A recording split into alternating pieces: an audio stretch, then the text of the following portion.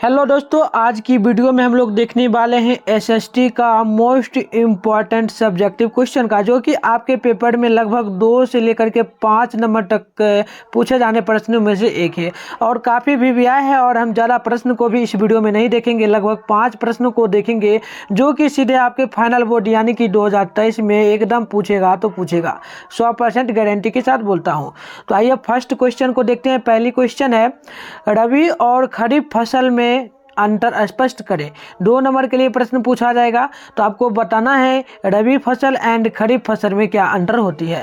तो आइए सबसे पहले आप लोग आंसर में लिखेंगे रबी और खरीफ फसल में निम्नलिखित अंतर हैं, इतना आपको लिखना है। फिर आपको इस प्रकार से डायग्राम बना देना है, जैसे कि मैं यहाँ पर बनाया हुआ हूँ रबी फसल, एंड आपको बीच में एक लकीर दे करके इस प्रकार से लिख देना है खरीफ फसल।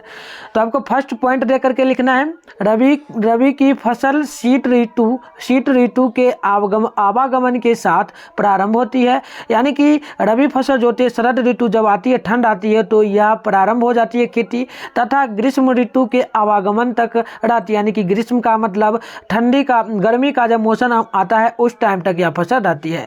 तो फर्स्ट पॉइंट आप लोग इस प्रकार से लिखेंगे रबी में, एंड सेकेंड में आपको लिखना है खरीफ में। खरीफ फसल मानसून के आवागमन से प्रारंभ होकर शीत ऋतु के प्रारंभ तक रहती है। यानी कि खरीफ फसल जो है ना, मानसून यानी कि जब बारिश शुरू होती है तब से लेकर के शीत ऋतु यानी कि ठंड प्रवेश करने तक यह फसल रहती है। तो इस प्रकार से आप लोग लिखेंगे।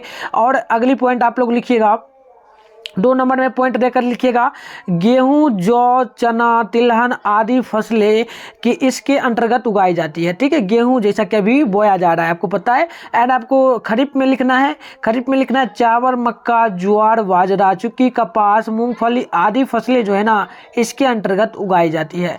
तो इतना आप लोग अगर लिख देते हो ना, तो 2 नंबर तो आपको कोई काट ही नहीं सकता, एकदम 100% रहेगा पेपर में। आप लोग स्क्रीनशॉट चाहे तो ले सकते हो, या फिर आपको पूरा PDF भी मिल जाएगा, आप लोग पहले इसको पूरा कर लें।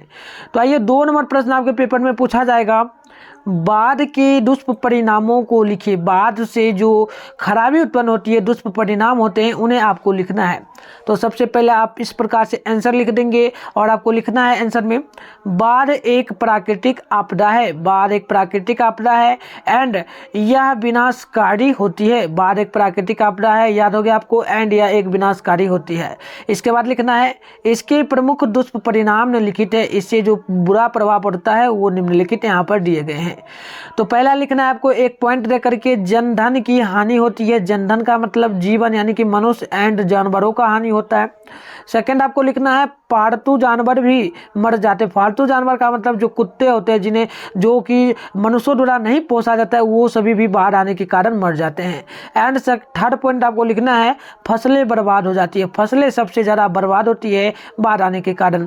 तो इतना अगर आप लोग लिख देते हो, इतना अगर 2 नंबर के लिए अगर आप लोग पेपर में लिखते हो, तो 2 नंबर तो आपको कोई काट ही नहीं सकता, सीधे पेपर में रहेगा।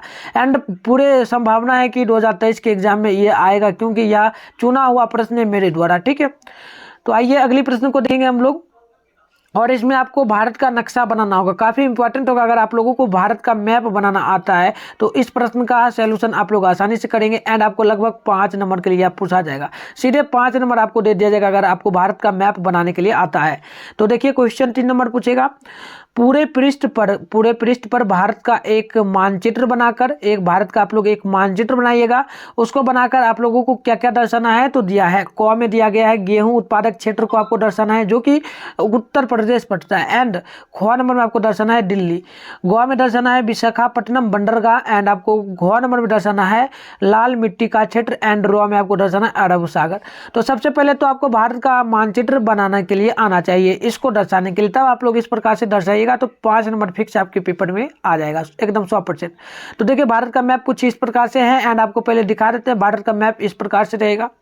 एंड आपको दर्शाना क्या क्या है, तो पहला आपको दर्शाना है क्या, तो पहला आपको दर्शाना है क नंबर दे करके गेहूं उत्पादक क्षेत्र। गेहूं उत्पादक क्षेत्र आपको दर्शाना है। तो मैं यहाँ पर देखिए गेहूं उत्पादक क्षेत्र के लिए क मैंने लिख दिया है इस प्रकार से, गेहूं उत्पादक क्षेत्र ये आपको लिखना है। ख में आपको क्या लिखना है, तो ख में आपको लिख देना है इस प्रकार से, यानी कि आपको क्या दर्शाना है, जो क्षेत्र पड़े। ठीक है, देखिए यूपी पड़ता है, ये जो इलाका आप लोग देख सकते हो, ये जो एरिया है यूपी का है।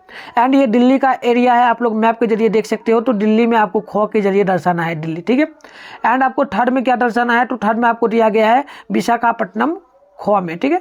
तो यहाँ पे आपको देना है विशाखापट्टनम जो पड़ता है क्षेत्र वो कौन सा पड़ता है, तो ये छोटा सा क्षेत्र विशाखापट्टनम पड़ता है। तो इसमें आपको विशाखापट्टनम को दर्शा देना, जैसा कि मैंने यहाँ पर दर्शा दिया है।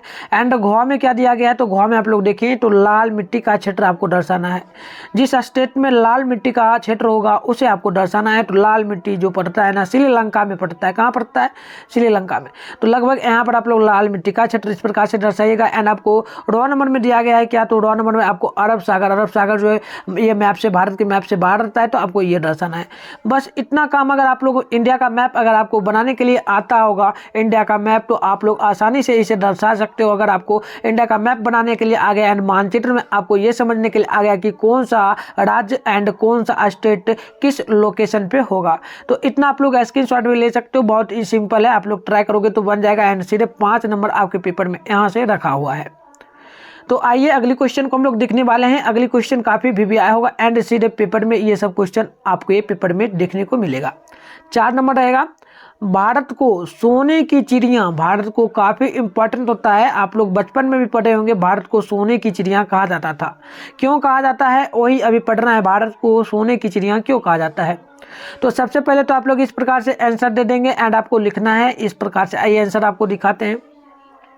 पहले भारत पहले सूती कपड़ों का एक प्रमुख उत्पादक राज्य था। याद रखेंगे, भारत में पहले क्या था, सूती कपड़े जो था ना वह उगाया जाता था। और याद रखेंगे नियतांक, ठीक है, नियतांक भी था। उसके बाद याद रखेंगे स्थल और जल मार्ग से भारत के कपड़े और मसाले दुनिया के दूसरे भागों में पहुंचते थे। किसके जरिए, भारत के अलग अलग स्टेट, अलग अलग कंट्री में पहुंचता था भारत का उत्पादक, यानी कि भारत में जो सूती कपड़ा उगता था एंड मसाला उगता था, उन सभी को स्थल के जरिए यानी कि पैदल चल के एंड जल मार्ग यानी कि पानी के समुद्र के जरिए कपड़े और मसाले जो होता था दुनिया के अलग अलग देशों जैसे चाइना, अमेरिका, लंदन, जापान, कुछ भी कह सकते हो, उन सभी देशों में भेजा जाता था। उसके बाद क्या होता था, इसके बदले भारत को क्या मिलता था, तो वापसी में भारत में क्या आता था, वापसी में सोना चांदी जैसी कीमती धातुएं यूरोप से भारत आता था, भारत पहुंचती थी। मतलब कि कपड़े आप लोग याद रखेंगे क्या क्या, कपड़े और मसाले के बदले जो यूरोप था वो क्या क्या देता था, भारत को सोना और चांदी देता था एंड कीमती धातुएं देता था। तो इसीलिए भारत को सोने का चिड़िया क्या कहा जाता था, इसलिए भारत को सोने का चिड़िया कहा जाता था। तो इतना आप लोग लिखेंगे तो लगभग 3 नंबर के लिए यह प्रश्न पेपर में पूछा जाता है और पिछले साल भी शायद पूछा गया है। तो 4 नंबर आप लोग बना दीजिएगा, तो 3 नंबर आपका रखा हुआ है, कोई नहीं काटेगा, ठीक है। तो स्क्रीनशॉट आप लोग लेते चलेंगे और आपको इसका PDF भी मिल जाएगा, आप लोगों को मिल जाएगा, कोई टेंशन नहीं लेना है। अगर आप लोग हमारे चैनल से डेली पढ़ते हो तो आपको PDF पता है कि कहाँ मिलता है, आपको मिल ही जाएगा, आपको टेंशन लेने की जरूरत नहीं। और जो न्यू स्टूडेंट है उनको भी बता दूंगा कुछ देर में कि कैसे लेना है। एंड आपको 5 नंबर प्रश्न पूछा जाएगा आपके पेपर में, रूसी क्रांति के किन्हीं 2 कारणों को लिखिए। रूसी क्रांति आपने पढ़ा होगा, 1917 की क्रांति को हम लोग क्या कहते हैं, रूसी क्रांति कहते हैं। आपको याद होगा, ऑब्जेक्टिव में भी पूछेगा, ठीक है। तो रूसी क्रांति के किन्हीं 2 कारणों को आपको लिखना है। तो आंसर इस प्रकार से लिखेंगे एंड लिखेंगे रूसी क्रांति के 2 कारण निम्नलिखित हैं। रूसी क्रांति के 2 कारण निम्नलिखित हैं। फर्स्ट पॉइंट रहकर लिखिएगा क्या, फर्स्ट पॉइंट रहकर जार का निरंकुशता एवं आयोग शासन। क्या याद रखिएगा, पहला जार का निरंकुशता एवं आयोग शासन एंड सेकंड लिखना है मजदूरों की दयनीय स्थिति।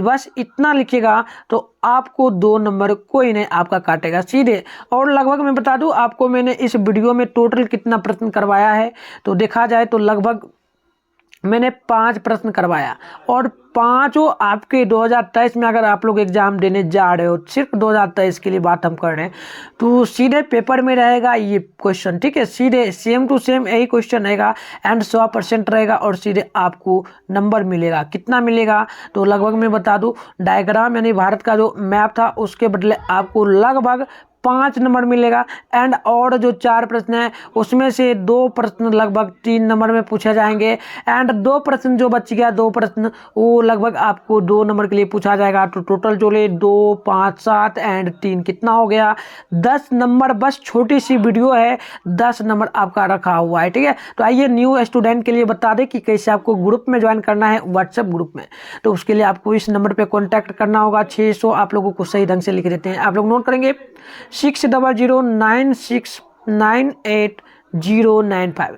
इस पर बस आपको पहले तो आप लोग चैनल को सब्सक्राइब कर लेंगे, तब आप इस नंबर पे मैसेज करेंगे यस सर करके, फिर मैं आपको ग्रुप में ज्वाइन कर दूंगा, उसमें आपको PDF पूरा मिल जाएगा, ठीक है, मिल जाएगा। एंड आप लोग ऑनलाइन टेस्ट देना चाहते हैं तो उसके लिए आप लोग ग्रुप ज्वाइन करेंगे टेलीग्राम पे जाइए, या फिर वीडियो के डिस्क्रिप्शन बॉक्स में ही जाइए, वहाँ पर आपको टेलीग्राम का लिंक मिलेगा, व्हाट्सएप ग्रुप का भी लिंक मिलेगा, कुछ भी ज्वाइन कर सकते हैं।